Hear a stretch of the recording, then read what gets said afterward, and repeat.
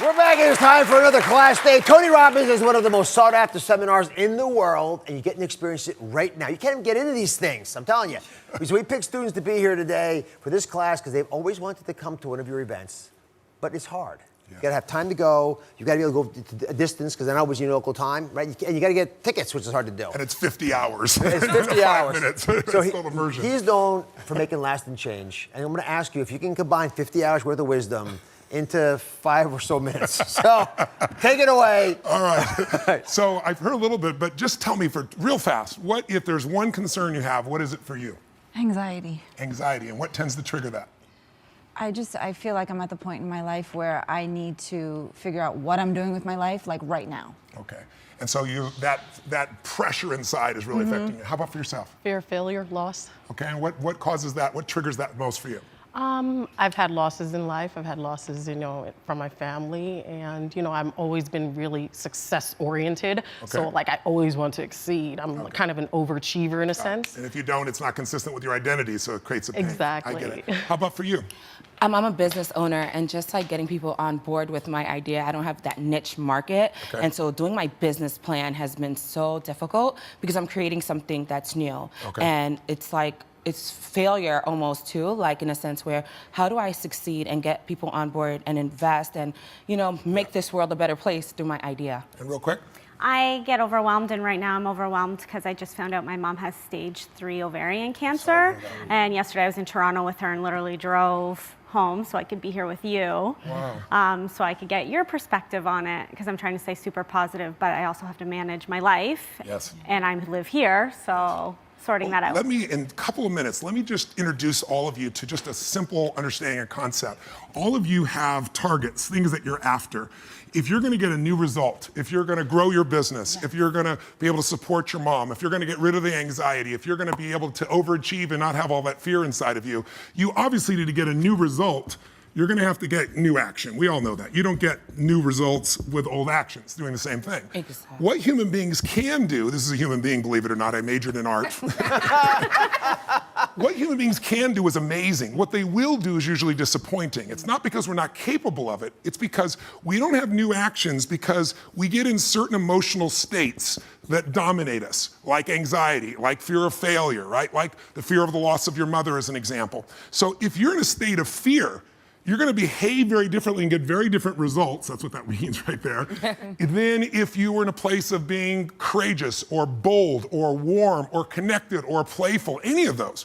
So the most important key to changing your life in any situation is to change results, you gotta change behavior, but to change behavior, you gotta change the emotional state you're in. Now, how do you do that when you don't feel like it, right? Or it feels overwhelming? There are 2 ways, and I've done this with the greatest athletes in the world. I've done this with 4 different presidents of the United States. I've done it with billionaire clients.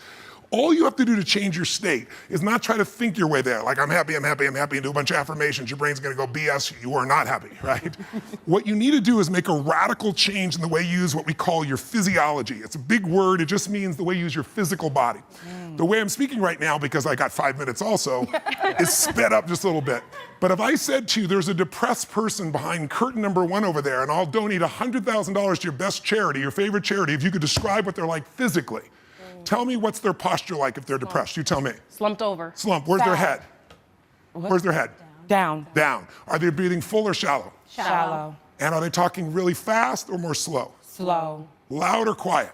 Probably quiet. You're all saying the same thing. How's that possible? Because you've all practiced this crap before, haven't you? No. But here's what you can find. If you take that same person and you change the tempo at which they move, you bring their shoulders back and change their breathing pattern, if they make a faster gesture, if they speak more rapidly, it fires off a different biochemistry in you. And in that state, you will take radically different actions. In fact, I've taught this for 40 years, and about 3 years ago, Harvard finally did a study where they proved what I did worked, and they called it these power positions. And what they showed was if you stand, everyone can try this, stand up just for a moment if you want, everybody at home can try it as well. So do something really silly. Put both your hands on your hips like Wonder Woman or Superman or that stuff, right?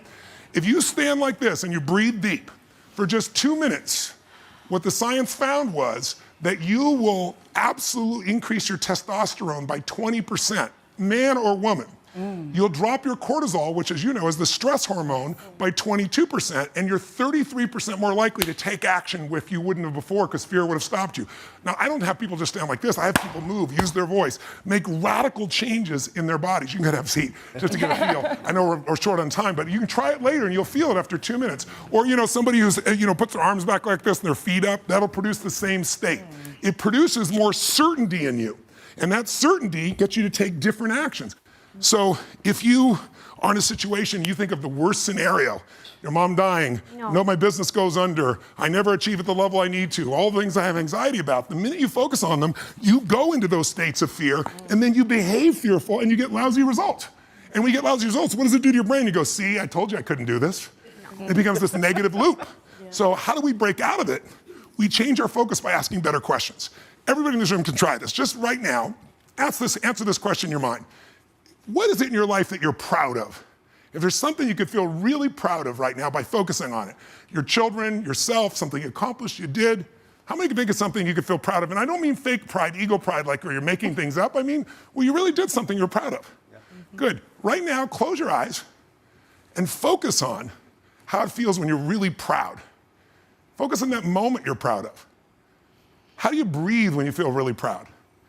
And if you're a little kid, what happens to your face when you're really proud? You don't hide it, right? There's that big smile on your face. Raise your hand if you can feel these feelings right now. Everyone here, just say I if you got it. I. Awesome. Try one more real fast. Think of something that you could be really grateful for or excited. Pick either one. Something you could be grateful for, a person, a moment, or something if you wanted to that you could be excited about. Let's use excited for a moment. Okay. How many can think of something in your life that if you focused on it, you could feel excited? All right? Close your eyes. And just for a moment, all we're doing is changing your focus. Focus on what could excite you. Feel like it's really happening. Your mom's healing, you break through in the business, you're achieving the level you want. Anxiety is rid from my life. I'm on charge, I'm on top of it. How do you breathe when you feel really excited? And then try this. When you're a little kid, you probably made noises, the hell of it, until people told you not to. Make a noise of excitement, a sound of excitement. Go ahead in your bodies, all of you. Do it again, do it again. One more. Open your eyes. How many feel that feeling in your body right now? Yeah. So if we change the state you're in, just by changing our focus or the way we use our bodies, strongly. Now, if you say, I'm gonna change my body, like I have people do firewalks sometimes or skydiving, and you go, they're scared, and they go, Mr. Robense said that I should change my physiology, okay? Oh shoot, it didn't work. It's gotta be a radical change, right? Here's my question for all of you. If you focus on what you want, life has probabilities, there's no guarantees, but you increase them when you change your state. And that's really what this is all about. Learning to change your body and learning to change your focus. And I'm gonna invite all 4 of you to seminars so you'll experience this for 4 days. Be sure to subscribe to my channel so you don't miss anything. And remember to check back often to see what's new.